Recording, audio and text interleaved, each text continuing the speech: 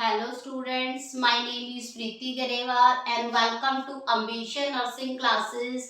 आज हम एक इम्पोर्टेंट टॉपिक के बारे में डिस्कस करेंगे जो आपके कोई भी अपकमिंग एग्जाम हो, कोई नर्सिंग का एग्जाम हो, अदर कोई भी एग्जाम हो, सभी एग्जाम्स में उनसे रिलेटेड क्वेश्चन है वो पूछा जाएगा। आज मैं आपकी सारी क्यूरीज क्लियर करूंगी इस टॉपिक से रिलेटेड। तो आज का हमारा इम्पोर्टेंट टॉपिक है मंकी पॉक्स।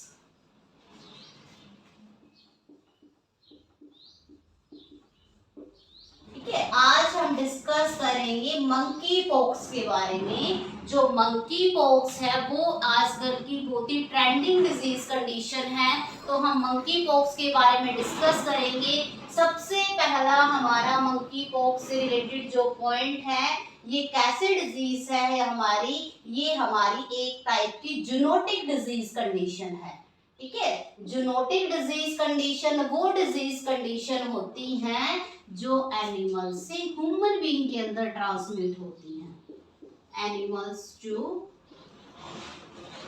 Human being. ठीक है, ऐसी डिजीज कंडीशन जो एनिमल से ह्यूमन बीइंग के अंदर ट्रांसमिट होंगी, उन डिजीज कंडीशन को हम जूनोटिक डिजीज कंडीशन बोलते हैं। सेकंड पॉइंट मंकी पॉक्स से हमारा रिलेटेड है वायरल डिजीज। ठीक है, जो मंकी पॉक्स है हमारी, ये एक टाइप की वायरल डिजीज है। अगर हम वायरस की बात करें तो वायरस है हमारा वेरियोला वायरस। क्यों? क्योंकि जो वेरियोला वायरस है ये most common positive agent of small pox, ये मोस्ट कॉमन पॉजिटिव एजेंट है हमारे स्मॉल पॉक्स का। और हमने मंकी पॉक्स को क्या बोला है? Similar to smallpox. जो हमारी मंकी पॉक्स डिजीज कंडीशन है वो सिमिलर हमारी कैसी है? Similar to smallpox. तो इनका पॉजिटिव एजेंट भी क्या होगा? सिमिलर होगा।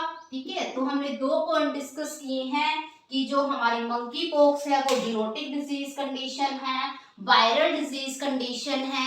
अगर हम जीन की बात करें, देख लिया हमने वायरस है। अगर हम जीन की बात करें तो ऑर्थोपॉक्स जो जीन होता है, ठीक है, ऑर्थोपॉक्स जो जीन होता है, orthopox gene most common responsible होता है हमारे मंकी पॉक्स के लिए। अगर हम फैमिली की बात करें तो पॉक्स, ठीक है, अगर हम फैमिली की बात करें तो इनकी जो फैमिली होगी वो होगी पॉक्स वेरिडेन फैमिली। ठीक है, अगर हम फैमिली की बात करें तो इनकी फैमिली होगी पॉक्स वेरिडिया फैमिली। ठीक है, तो ये इंपॉर्टेंट कुछ पॉइंट थे जो हमने डिस्कस किए थे। इसका जो वायरस होता है हमारे मंकी पॉक्स का, वो हमारे डीएनए वायरस होता है। ठीक है, कई बार डिफरेंस पूछ लेते हैं मंकी पॉक्स और जो हमारे कोरोना था पहले उसकी, उनके वायरस के बारे में। ये हमारा डीएनए वायरस है, कोरोना का हमारा आरएनए वायरस होता है। ठीक है, ये हमने इसका कुछ इंट्रोडक्शन किया है मंकी पॉक्स के बारे में। अब हम देखते हैं मंकी पॉक्स की केसेस के बारे में। ठीक है, ट्रेंड में ये डिजीज अभी आई है, वैसे ये डिजीज कंडीशन पहले भी आ चुकी है। पहले कैसे आई है? पहले ये डिजीज कंडीशन फर्स्ट टाइम हमें इसका केस अफ्रीका में मिला था।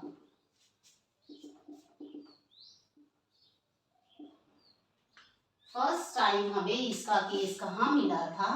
अफ्रीका के अंदर मिला था 1958 के अंदर।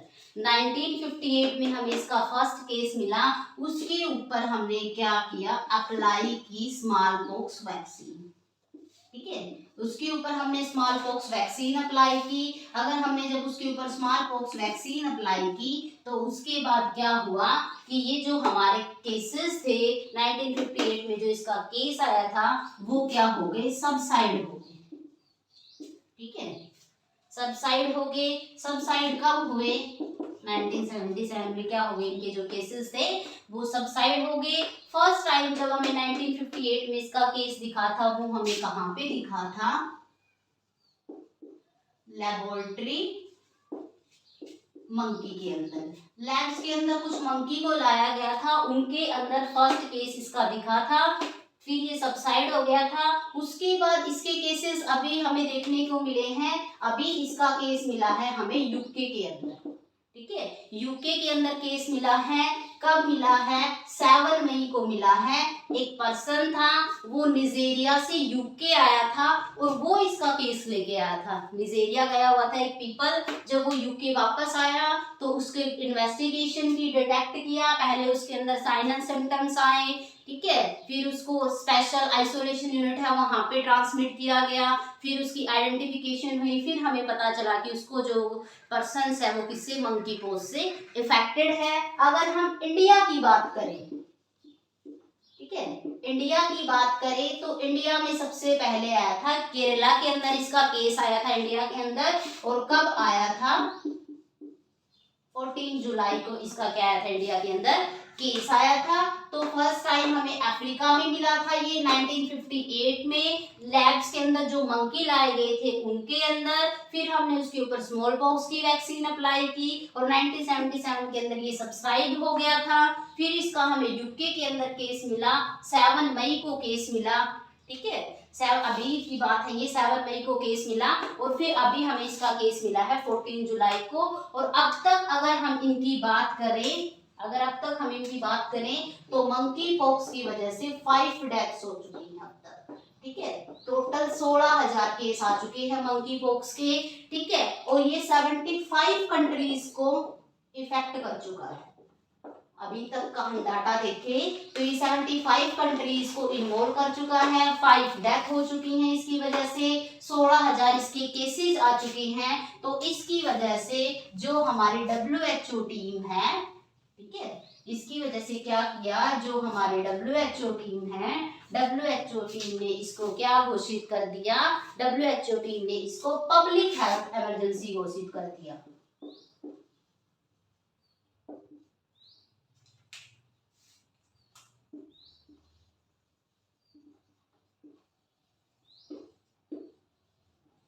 WHO टीम ने इसको पब्लिक हेल्थ इमरजेंसी घोषित कर दिया है। और पब्लिक हेल्थ इमरजेंसी कब घोषित किया है? 23 जुलाई 2022 को इसको क्या घोषित किया है? पब्लिक हेल्थ इमरजेंसी घोषित किया गया है। अगर हम मोस्ट कॉमन देखें तो हमें सबसे पहले इसके केसेस हैं वो अफ्रीका में मिले थे, ठीक है, अफ्रीका में बताया था ना पहले, अफ्रीका में मिले थे। अफ्रीका में कौन से? सेंट्रल अफ्रीका के अंदर और वेस्टर्न अफ्रीका के अंदर हमें इसके केसेस मिले थे, ठीक है। अब हम इसकी बात करते हैं इंक्यूबेशन पीरियड की, ठीक है, इतना हमने डिस्कस कर लिया है। अब हम देखेंगे इंक्यूबेशन पीरियड कितना होता है हमारे मंकी पॉक्स का, ठीक है। इंक्यूबेशन पीरियड की बात करें मंकी पॉक्स का तो वो होगा हमारा 5 से लेके 21 डेज। इसको हम क्या बोल सकते हैं?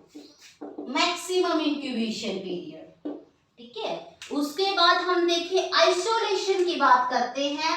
अगर कोई पेशेंट है वो मंकी पॉक्स से इफेक्ट हो गया है तो हम उसको कितने दिन तक आइसोलेट करेंगे? तो हम उसको मोस्ट कॉमन 21 से लेके 30 डेज तक पेशेंट को क्या करेंगे? हम आइसोलेट करेंगे, ठीक है। तो हमने इंक्यूबेशन पीरियड भी देख लिया है, आइसोलेशन पीरियड भी देख लिया है। अब हम देखेंगे सेपरेट, ठीक है, कि जो मंकी पॉक्स है वो कैसे सेपरेट होता है ये डिस्कस करेंगे हम। मंकी पॉक्स है वो मेनली कैसे सेपरेट होता है, ठीक है, सेपरेट कैसे होगा? Contact with infected person, contact with infected person. अगर इन्फेक्टेड पर्सन के साथ कांटेक्ट होता है तो भी हमारा ये सेपरेट हो सकता है। सेकंड हमारा क्या होगा? Contact with infected animal. Infected animal के साथ कांटेक्ट होगा तो भी मंकी पॉक्स है वो हमारा क्या हो सकता है? सेपरेट हो सकता है। और क्या लिख सकते हैं हम? Mother to foetus, mother to foetus भी क्या हो सकता है हमारा, जो मंकी पॉक्स है वो ट्रांसमिट हो सकता है या किससे हो सकता है, हमारे सेक्सुअल कॉन्टैक्ट से।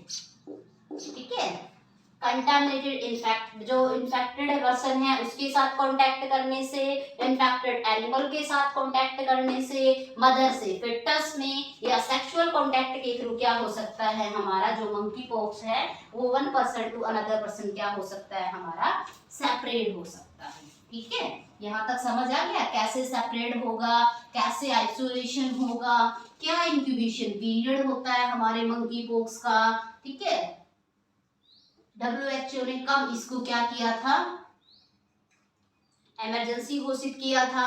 उसके बाद हम करते हैं, अगर किसी पर्सन्स को मंकी पॉक्स का इन्फेक्शन है, मंकी पॉक्स के इन्फेक्शन उसको ट्रीट हो चुका है और वो सेक्सुअल एक्टिविटी परफॉर्म करना चाहता है, तो उसके ट्रीट होने के 3 वीक तक पर्सन को हमें एडवाइस करना है कि पर्सन्स को किसका यूज करना है, पर्सन को कॉन्डम्स का यूज करना है, जिसकी वजह से दोबारा से सेक्सुअल एक्टिवेशंस की वजह से वायरस है वो एक्टिवेट ना हो।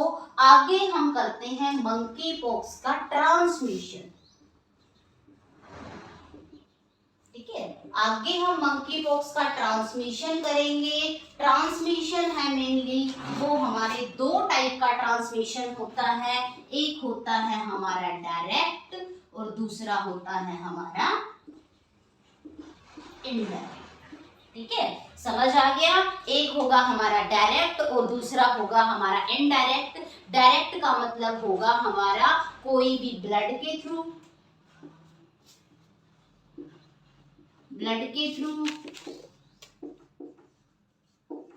बॉडी के फ्लूइड्स के थ्रू, ठीक है, ड्रॉपलेट्स के थ्रू। ड्रॉपलेट्स मोस्ट कॉमन हमारा रेस्पिरेटरी इंफेक्शन, रेस्पिरेटरी जितने भी इंफेक्शंस होते हैं उनमें मोस्ट कॉमनली ड्रॉपलेट इंफेक्शंस होते हैं। ठीक है, तो डायरेक्ट में ब्लड आ गया, बॉडी के फ्लूइड आ गए, ड्रॉपलेट्स आ गया। ठीक है, और हम क्या बोल सकते हैं, सलाइवा, ये भी हमारा डायरेक्ट के अंदर आ सकता है। उसके बाद करते हैं हम इनडायरेक्ट। इनडायरेक्ट क्या है, contaminated items with skin lesion. अगर स्किन लीजन्स के साथ कंटामिनेटेड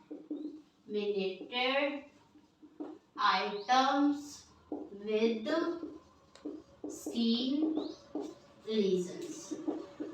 ठीक है, अगर स्किन लीजन्स के साथ कोई भी एटम है वो कंटामिनेटेड हो गया है, अगर हमने उसको टच कर लिया है, उसके साथ कांटेक्ट कर लिया है, तो उसकी वजह से भी जो मंकी पॉक्स है one person to another person क्या हो सकता है हमारा, ट्रांसमिट हो सकता है। तो ये था हमारा ट्रांसमिशन। ट्रांसमिशन के बाद हम करेंगे मोस्ट कॉमन रिस्क फैक्टर। ठीक है, ट्रांसमिशन के बाद हम क्या डिस्कस करेंगे, मोस्ट कॉमन रिस्क फैक्टर।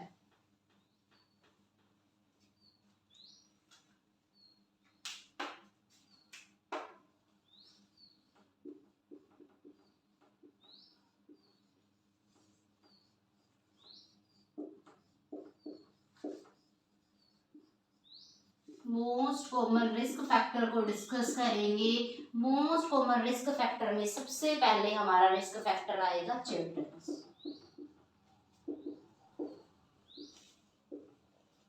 ठीक है, चिल्ड्रंस को मोस्ट कॉमन चांस होते हैं, उनको पता ही नहीं कौन सी ऑब्जेक्ट है वो कंटामिनेटेड है, कौन सा ऑब्जेक्ट है जो कंटामिनेटेड नहीं है, तो चिल्ड्रंस को चांस हो सकते हैं। ठीक है, और किसको चांस हो सकते हैं, HIV पेशेंट्स। जितने भी HIV पेशेंट्स हैं जिनको सेक्सुअल ट्रांसमिटेड डिजीज है, HIV पेशेंट्स हैं, वो भी मोस्ट कॉमन रिस्क पे होते हैं। या और मोस्ट कॉमन रिस्क के ऊपर हमारे कौन से पर्सन्स हो सकते हैं, हेल्थ केयर प्रोवाइडर। जितने भी हेल्थ केयर प्रोवाइडर्स हैं, जैसे कि मान लो कि नर्सेस हैं, फार्मासिस्ट हैं, ठीक है, लैब टेक्नीशियन है, सबको चांसेस होते हैं कि उनको क्या हो सकता है, मंकी पॉक्स हो सकता है। क्यों, क्योंकि वो पेशेंट्स के कांटेक्ट में रहते हैं। ठीक है, और हम मोस्ट कॉमन के अंदर क्या बात कर सकते हैं, इम्यूनो कॉम्प्रोमाइज्ड पेशेंट्स, ऐसे पर्सन जिनकी इम्यूनिटी वीक होती है, उन पर्सन्स को मोस्ट कॉमन चांस होते हैं मंकी पॉक्स के। तो हमने मोस्ट कॉमन रिस्क फैक्टर के अंदर क्या किया, चिल्ड्रंस के अंदर, HIV पेशेंट्स के अंदर, हेल्थ केयर प्रोवाइडर्स के अंदर या इम्यूनो कॉम्प्रोमाइज्ड पेशेंट्स के अंदर मंकी पॉक्स के सबसे ज्यादा चांस होते हैं। ठीक है, ये थे हमारे रिस्क फैक्टर।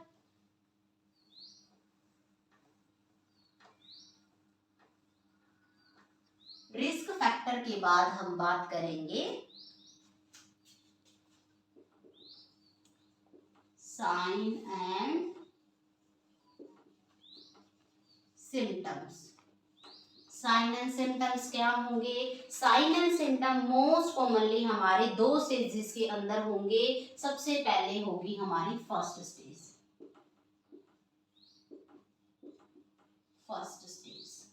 जो फर्स्ट स्टेज है हमारी वो होगी 0 से लेके 5 डेज की। जब पर्सन इफेक्ट हुआ है उससे लेके 5 डेज तक की जो स्टेज है उसको हम फर्स्ट स्टेज बोलते हैं। फर्स्ट स्टेज के अंदर मोस्ट कॉमनली हमारा क्या आएगा? फीवर, हेडेक, ठीक है, फीवर हो सकता है, हेडेक हो सकता है, मसल एक,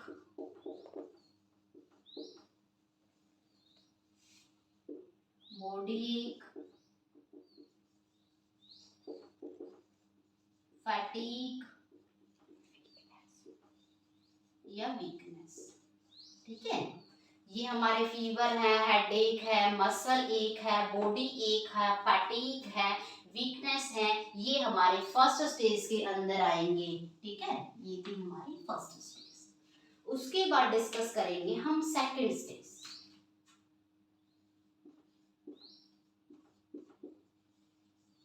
सेकंड स्टेज, ठीक है, उसके बाद हम डिस्कस करेंगे सेकंड स्टेज। जो सेकंड स्टेज है हमारी वो मोस्ट कॉमन होती है 1 to लेके 3 डेज तक। 1 से 3 दिन का जो टाइम होता है उस टाइम पे जो हमारी स्टेज होती है वो कौन सी होती है? हमारी सेकंड स्टेज होती है। सेकंड स्टेज में हमारे सबसे पहले जो स्टेज आएगी, सेकंड स्टेज में मोस्ट कॉमनली हमारे रैशेस होते हैं। ठीक है, सेकंड स्टेज में मोस्ट कॉमनली हमारे रैशेस होंगे। रैशेस में हमारी मोस्ट कॉमन स्टेज आएगी मैक्यूल। ठीक है, मैक्यूल्स जो बनेंगे पेशेंट्स को फर्स्ट स्टेज में हमारे क्या आएंगे? मैक्यूल्स आएंगे। मैक्यूल्स का मतलब होता है फ्लैट डिस्कलरेशंस या स्किन लीजन्स। फ्लैट डिस्कलर्ड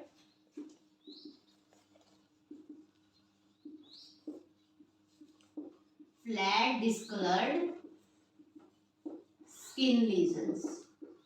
ठीक है, फ्लैट, ठीक है, हमारे स्किन के ऊपर ऐसा एरिया हो जाएगा, डिस्कलर्ड एरिया हो जाएगा, बट वो एरिया फ्लैट होगा, एलिवेटेड नहीं होगा, जिसको हमने रैशेस की फर्स्ट स्टेज बोला है, मैक्यूल्स बोला है। सेकंड जो हमारी स्टेज होगी वो होगी हमारी पैप्यूल्स। ठीक है, पहले हमारी स्टेज थी मैक्यूल्स। मैक्यूल्स के बाद हम डिस्कस कर रहे हैं पैप्यूल्स। पैप्यूल्स का मतलब होता है स्मॉल राइज्ड बम्प्स। Small राइज्ड bumps. ठीक है, जो हमारा ये एरिया डिस्कलर एरिया हो रखा था वो थोड़ा सा एलिवेट हो जाएगा, जिसको हमने क्या बोल दिया है? पैप्यूल्स बोल दिया है। पैप्यूल्स के बाद हमारी स्टेज आएगी वेसिकल्स। ठीक है, थर्ड स्टेज है हमारी वेसिकल्स। वेसिकल्स के अंदर क्या होगा? Small sac formed by a membrane. Small sac formed by a membrane। Skin की मेम्ब्रेन एक स्मॉल कलर का सैक बनाएगी, एक स्मॉल सैक बनाएगी, formed by a membrane। Membrane एक सैक बनाएगी and filled with liquid, and filled with liquid। जो वो हमारा सैक बनेगा उसके अंदर क्या फिल होगा, उसके अंदर लिक्विड फिल होगा। फोर्थ स्टेज हमारी होती है पोस्चुल्स। ये है हमारी लास्ट एंड फाइनल स्टेज, जिसको हमने बोला है पैस्ट्यूल्स। पैस्ट्यूल्स के अंदर क्या होगा, हमारा स्मॉल ब्लिस्टर बनेगा। ठीक है, इसके अंदर क्या बनेगा, हमारा स्मॉल ब्लिस्टर बनेगा। स्मॉल ब्लिस्टर बोल सकते हैं, पिंपल बोल सकते हैं हम, या हम क्या बोल सकते हैं, उस पिंपल के अंदर क्या होगा, पिंपल होगा ऑन स्किन कंटेनिंग पस। पिंपल स्किन के ऊपर होगा कंटेनिंग पस। ठीक है, समझ आ गया। पहले हमारे फ्लैट कलर का डिस्कलर्ड एरिया होगा, उसके बाद क्या होगा, वो एरिया है थोड़ा सा एलिवेट हो जाएगा, फिर उसके अंदर लिक्विड फिल हो जाएगा। लिक्विड फिल होने के बाद उसके अंदर क्या हो जाएगी, पस फॉर्मेशन हो जाएगी। ये हमारी क्या थी, रैशेस की स्टेजेस थी, जो हमारे मोस्ट कॉमन सेकंड स्टेज के अंदर आते हैं। ठीक है, मोस्ट कॉमन हमारे सेकंड स्टेज के अंदर आते हैं। रैशेस की ये स्टेजेस बताई हैं मैंने। उसके बाद है जो हमारे रैशेस होते हैं, ठीक है, ये साइलेंट सिम्टम्स थे। उम्मीद करती हूँ इसमें आपको कोई डाउट नहीं होगा। आगे हम देखते हैं रैशेस होते हैं मोस्ट कॉमनली हमारे किस पार्ट पे होंगे बॉडी की। फर्स्ट स्टेज भी देख ली हमने, सेकंड स्टेज भी देख ली है, रैशेस की स्टेजेस भी देख ली हैं, रैशेस किस स्टेज में अपीयर होंगे। उसके बाद हम रैशेस के बारे में कुछ इंपॉर्टेंट पॉइंट्स हैं उनको डिस्कस करेंगे। रैशेस मोस्ट कॉमनली हमारे फेस एरिया पे होंगे या हमारे पाम एरिया पे होंगे। ठीक है, दो जगह रैशेस होंगे। मोस्ट कॉमनली हमारे जो रैशेस होंगे वो होंगे हमारे फेस एरिया के ऊपर 95%। वैसे तो पूरी बॉडी पे रैशेस होंगे। अगर हम प्योरिटी की बात करें, सबसे पहले कहाँ पे होंगे, हमारे फेस पे, फिर हमारे पाम पे। अगर हम ट्रंक की बात करें तो ट्रंक पे मोस्ट कॉमन किस डिजीज कंडीशन के अंदर होते हैं, मोस्ट कॉमन ये हमारे चिकन पॉक्स के अंदर होते हैं। ठीक है, चिकन पॉक्स डिजीज कंडीशन के अंदर मोस्ट कॉमन हमारे ट्रैंक पे रैशेस होते हैं। तो ये डिजीज तो हमारी स्मॉल पॉक्स की तरह है, तो इसमें ट्रैंक पे रैशेस होंगे बट रेयरली होंगे। बट चिकन पॉक्स में मोस्ट कॉमन हमारे ट्रैंक पे होते हैं। और इस डिजीज कंडीशन के अंदर मोस्ट कॉमनली हमारे जो रैशेस होंगे वो कहाँ पे होंगे, हमारे फेस पे होंगे या हमारे पाम एरिया पे होंगे। ठीक है, ये हमारे साइलेंट सिम्टम्स थे। साइलेंट सिम्टम्स के बाद हम डिस्कस करेंगे रेजर वायर। ठीक है, रेजर वायर, रेजर वायर में हमें दो ही रेजर वायर का पता है, किन किन के द्वारा सेपरेट हो सकती है, या तो मंकी से या रोडेंट से। ठीक है, ये हमारे रेजर वायर है, मंकी है, रोडेंट्स हैं, ये क्या है, हमारे रेजर वायर है। उसके बाद करते हैं हम प्रिवेंशन। ठीक है, उसके बाद करेंगे हम प्रिवेंशन।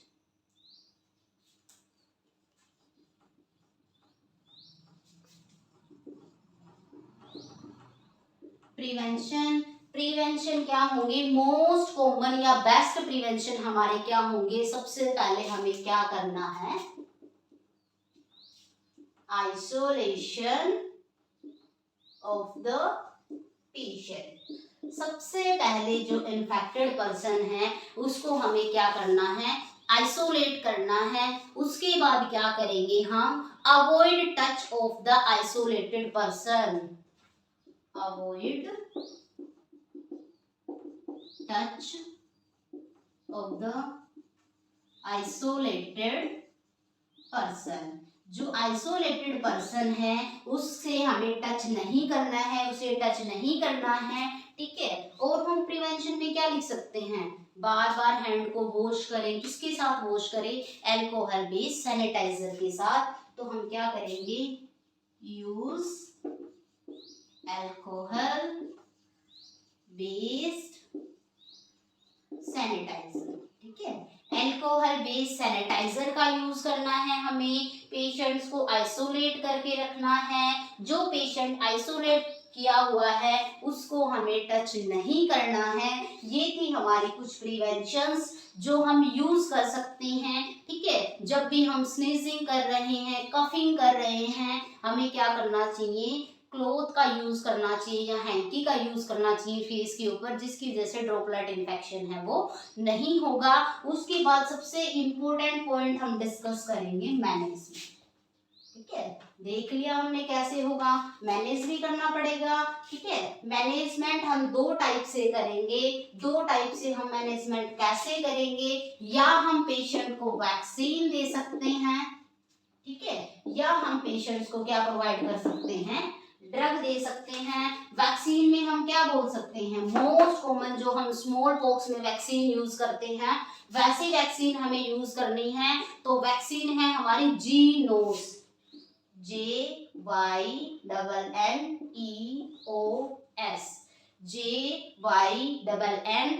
JYNNEOS जिनोस नाम से एक वैक्सीन होती है जिसको हम मोस्ट कॉमनली यूज कर सकते हैं। मंकी पॉक्स में भी यूज कर सकते हैं, हम इसको स्मॉल पॉक्स में भी यूज कर सकते हैं।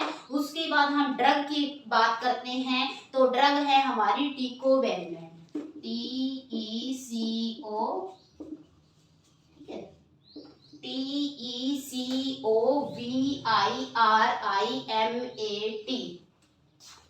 ठीक है, ये हमारी ड्रग है, टीकोवार्मेट ड्रग है। अगर हम इसके ब्रांड नेम की बात करें, ठीक है, जो हमने ड्रग यूज की है इसका कुछ ना कुछ ब्रांड नेम भी होगा। तो ब्रांड नेम हमारा क्या होगा, टोपेक्स, TPOXX। टोपेक्स क्या है हमारा, इसका ब्रांड नेम है इस ड्रग का, जिस ड्रग को क्या कर रहे हैं हम यूज कर रहे हैं। ठीक है, तो ड्रग भी देख ली हमने, इसका ब्रांड नेम भी देख लिया है। ये हमारे किस टाइप की ड्रग है, ये है हमारी एंटी वायरल ड्रग। क्यों, क्योंकि मंकी पॉक्स है वो हमारी वायरल डिजीज कंडीशन है। तो ये ड्रग कैसी है, हमारी एंटीवायरल ड्रग है। तो हमने वैक्सीन की बात कर ली, ड्रग्स की बात कर ली, प्रिवेंशन की बात कर ली। तो आज हमने मंकी पॉक्स को डिस्कस किया है। तो उम्मीद करती हूँ आपको मंकी पॉक्स के बारे में अब कोई भी क्यूरीज नहीं होंगी। ठीक है, तो इनसे बहुत कॉमन से क्वेश्चन पूछे जाते हैं, कैसे ऑब्जेक्टिव टाइप में कैसे डिजीज कंडीशन है, जूनोटिक डिजीज कंडीशन है। फर्स्ट टाइम कब देखा था, 1958 में देखा था इसको लेबोरेटरी मंकी के अंदर। ठीक है, अभी कब आया है, ये 7 मई को आया है फर्स्ट टाइम यूके में। इंडिया की बात करें तो केरला के अंदर आया है।